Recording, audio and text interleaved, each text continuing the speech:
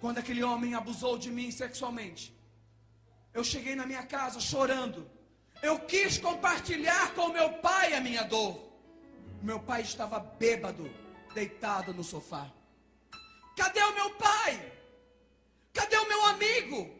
Quem que eu podia compartilhar aquela dor? Hoje se fala muito em pedofilia, mas eu fui vítima de um pedófilo. Eu sei o trauma que traz para uma criança quando ela é vítima. E o pai? Cadê o meu pai? Não tinha um pai presente. Queridos, eu quero dizer para vocês, há uma base para se tornar homossexual. Ninguém nasce homossexual, porque Deus, quando Deus criou o homem, Deus, quando Ele criou a mulher, ali Deus constituiu família, e o projeto de Deus é a família. Há uma base para se tornar homossexual. A homossexualidade entrou na minha vida quando eu tinha 6 anos de idade, por um advogado que morava em frente à minha casa. Mas o que leva a pessoa a vivenciar o estado da homossexualidade? Pais agressivos, pais ausentes, pais assistencialistas. Mas o que é, pastor, um pai assistencialista? É aquele pai que supre toda a necessidade da casa e perde o que tem de mais precioso, que é a família. Mães possessivas, criança criada sem limites, crianças que não sabem o significado da palavra não. Há uma base para se tornar homossexual. Rejeição ainda no ventre. Rejeição. Alguém de vocês já ouviram falar às vezes, as mães sonham com uma menina e aí nasce um menino? Mas eu já tenho 3 meninas, eu queria tanto uma menina. Mas veio o menino, né? Fazer o quê? Rejeição. Ainda no ventre. Há uma base para se tornar homossexual. Porque Deus, Ele é perfeito. Deus foi perfeito e é perfeito em tudo que criou. Será que Deus ia errar, ia falhar justamente no homem, que é a sua imagem e semelhança, queridos? Não, de forma alguma. Mas nós não sabíamos. Eu não sabia, e eu fui crescendo, aquela criança cada vez mais revoltada. Eu fui crescendo, aquela criança cada vez mais rebelde. Eu lembro uma vez, uma cena que aconteceu comigo na sala de aula. Eu briguei com um coleguinha meu. E aquele coleguinha meu disse assim para mim: lá fora eu vou te pegar. Eu fiquei uma semana, chegando mais cedo e saindo mais tarde, com medo daquele coleguinha meu. Logo se passaram-se alguns dias, aconteceu a mesma coisa com esse coleguinha com outro menino. No outro dia de manhã, esse menino estava na sala de aula com o pai dele, segurando na mão dele. E esse pai disse assim: professor, o meu filho ontem falou para mim que um coleguinha dele queria bater nele. Eu estou aqui nesta manhã para dizer para a senhora e para dizer para o coleguinha do meu filho que o meu filho tem um pai. Eu tinha mais ou menos 8 para 9 anos. Aquilo marcou a minha vida. Aquilo marcou a minha história. Porque tinha acontecido alguns dias comigo e eu não pude falar o mesmo para o meu pai. É por isso que Deus tem nos levado para esse Brasil todo para dizer aos pais quais são as memórias que nós, pais, temos implantado na mente e no coração dos nossos filhos. Quais são as memórias que nós temos semeado no coração dos nossos filhos? Provérbios, no capítulo 22, no versículo 6, a Bíblia diz assim: instrua o menino no caminho que deva andar, para que mais tarde não se arrependa e não venha se desviar dele. Instruir, ensinar, ler, mostrar, explicar. A Bíblia não diz assim: olha, cria seu filho na igreja. Não é isso não.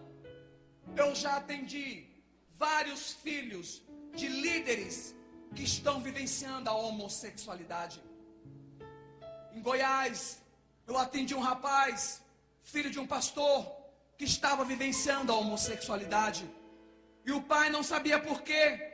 Quando eu comecei a conversar com o menino disse assim para mim: olha, pastor, eu tinha 7 anos de idade, o meu pai viajava muito, o meu pai fazia muitos congressos, o meu pai ficava o tempo todo viajando, e quando ele viajava, ele deixava na casa da minha avó, e o meu primo de 12 anos começou a abusar de mim. Ele abusou de mim durante 3 anos, e eu disse para ele assim: mas você nunca compartilhou com seu pai? Ele disse: meu pai nunca tinha tempo. Meu pai nunca tinha tempo. Ter tempo com a nossa família, estar junto com os nossos filhos, amar verdadeiramente, verbalizar o amor para com os nossos filhos. Há uma base para se tornar homossexual. E a minha vida foi crescendo. Eu fui ficando um jovem cada vez mais revoltado. Eu fui ficando uma criança cada vez mais revoltada. Eu quis acabar com a minha vida. Eu tomei veneno ainda quando eu era criança. Aí as pessoas perguntam assim: nossa, mas quando você era criança aconteceu isso? Sabe por quê, querido? O diabo não teve infância. O diabo não teve infância. E ele vem para matar, roubar e destruir. Ele queria destruir a minha vida. E a minha mãe, naquela religião que ela estava servindo, me levou para um centro de umbanda, onde o pai de santo era homossexual.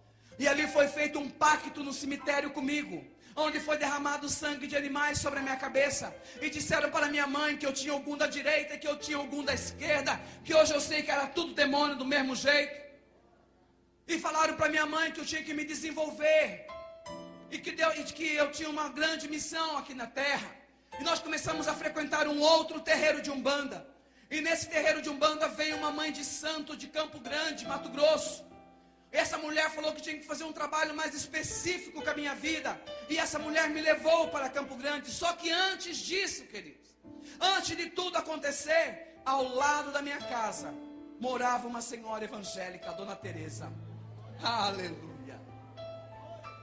E a Dona Teresa, vindo daquela situação da minha família, a Dona Teresa chegou lá em casa e disse assim: Dona Odete, a senhora não quer ir na igreja? A minha mãe disse: não, eu não quero não. Eu já tenho a minha religião. A minha mãe, ela estava presa numa religiosidade. A minha mãe, ela conhecia aquele Jesus morto que ficou cravado na cruz. A Dona Teresa chegou e falou assim: mas eu posso levar o Joide? A minha mãe disse: pode levar esse menino. E a Dona Teresa me levou numa igreja Assembleia de Deus, numa reunião das mulheres. E ali, quando as irmãs começaram a orar, quando o Espírito de Deus começou a operar naquele lugar, eu criança, eu fiquei com medo, eu não entendi. Eu me encolhi no banco da igreja e veio uma senhora. E essa senhora colocou a mão sobre a minha cabeça. E aquela mulher orou por mim alguns minutos. Na época eu não entendi nada, mas hoje eu entendo que naquela noite o Senhor me selou. Aleluia. Naquela noite o Senhor me separou. A importância, paz, de nós apresentarmos os nossos filhos para Deus. Mas quando a minha Dona Teresa me levou de volta e perguntou para minha mãe se a minha mãe queria entregar o coração dela para Jesus, a minha mãe disse: não, eu já tenho a minha religião. E ela ainda disse mais: eu acho engraçado esses crentes, só eles acham que tem Deus. Mas a minha mãe, ela acreditava naquele Jesus todo ensanguentado ali na cruz. A minha mãe não conhecia o Deus Emanuel. A minha mãe não conhecia o Deus conosco. A minha mãe não conhecia esse Jesus que venceu a morte, ressuscitou e habita em meio a nós. Não era esse Jesus que a minha mãe conhecia. Depois disso, eu passei por esses trabalhos, fui para Campo Grande, Mato Grosso, onde lá a chefe do terreiro era uma mãe de santo lésbica. Depois de algum tempo que eu estava lá, o diabo quis ceifar a minha vida. Eles me amarraram no tronco, no meio do terreiro, e começaram a me torturar. Eu não entendia por quê. Eu estava sendo torturado a noite toda. Eu fui torturado a noite toda por os demônios. Eles iam fazer um ritual de magia negra comigo.